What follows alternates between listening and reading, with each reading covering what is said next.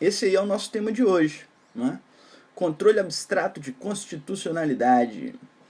As ações diretas de inconstitucionalidade, ADI, e a ação declaratória de constitucionalidade, ADC, são julgadas pelo STF, Supremo Tribunal Federal, conforme o artigo 102, inciso 1, a linha A da CF, Constituição Federal.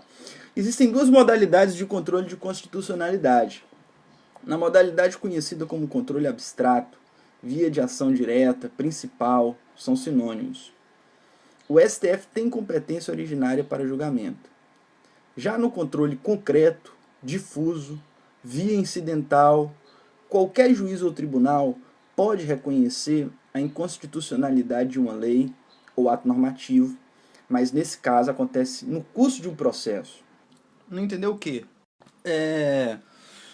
O controle incidental acontece no curso de um processo, né? A ação direta de inconstitucionalidade, o controle abstrato, o objeto da ação é o reconhecimento da inconstitucionalidade da lei ou a declaração da sua constitucionalidade. No controle incidental, o pedido é outro, mas para que o juiz se manifeste sobre aquele pedido, sobre o reconhecimento daquele direito, ele tem que se manifestar também sobre a constitucionalidade ou inconstitucionalidade de uma lei. Entende? Por isso é que se diz que é via incidental, não é principal. É sempre bom dar uma olhada na semântica da palavra, no significado. Incidental traduz a ideia de incidente, de alguma coisa acessória, circunstancial, não é? Tanto a ADI quanto a ADC são reguladas pela Lei 9868/99. A ADPF, Ação de Descumprimento de Preceito Fundamental, é regulada pela Lei 9882/99. A gente precisa entender que o controle de constitucionalidade existe justamente para manter essa harmonia, né, entre a Constituição e as outras leis, né, porque o fundamento de validade dessas outras leis é a Constituição.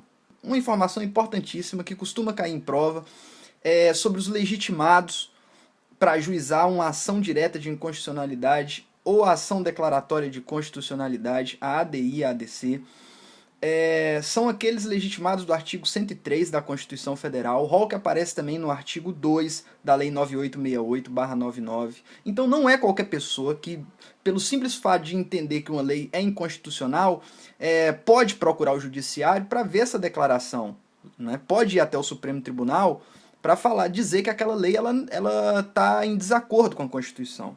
Somente aqueles legitimados. Né? E tem presidente da República, Conselho Federal da OAB, Procurador-Geral da República. Vale a pena dar uma olhada em todo aquele rol. E agora a parte principal do nosso estudo, porque eu vou falar sobre os efeitos da decisão no controle de constitucionalidade abstrato.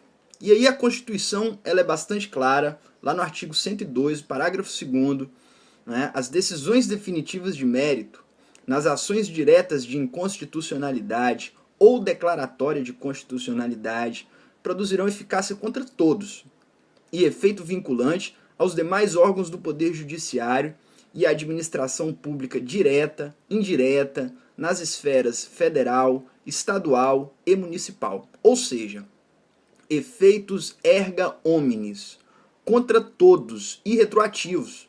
Né? Tem uma ressalva que é o seguinte: o tribunal pode fixar, tribunal que me refiro ao STF, lógico, pode fixar, considerando a segurança jurídica e o interesse público, outro momento para a produção dos efeitos dessa decisão, conforme o artigo 27 da Lei 9868/99.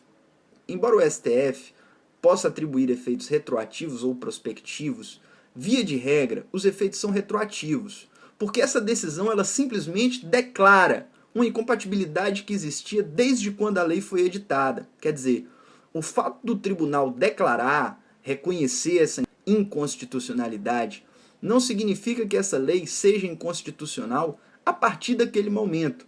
A decisão é declaratória. A rigor, a inconstitucionalidade, ela existe desde o início.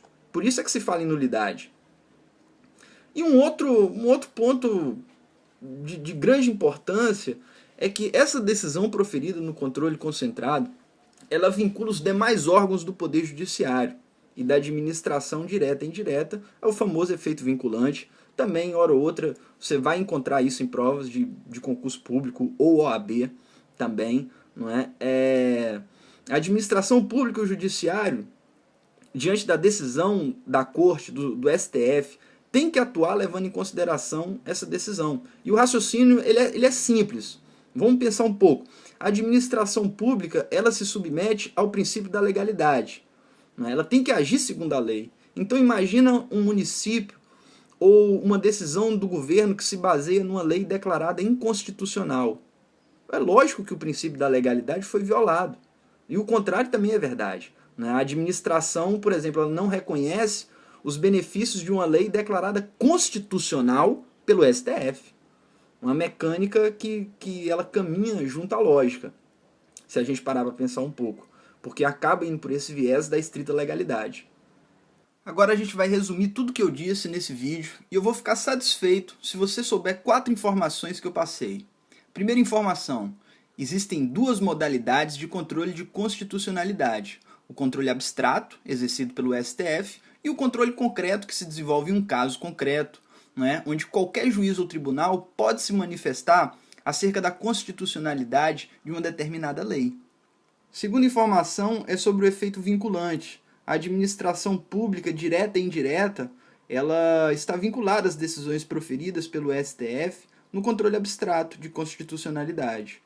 A terceira informação é que a decisão proferida no controle abstrato produz efeitos retroativos, via de regra, podendo o tribunal fixar outro momento para a produção desses efeitos com amparo no artigo 27 da Lei 9868/99, eu já falei dessa lei aqui várias vezes.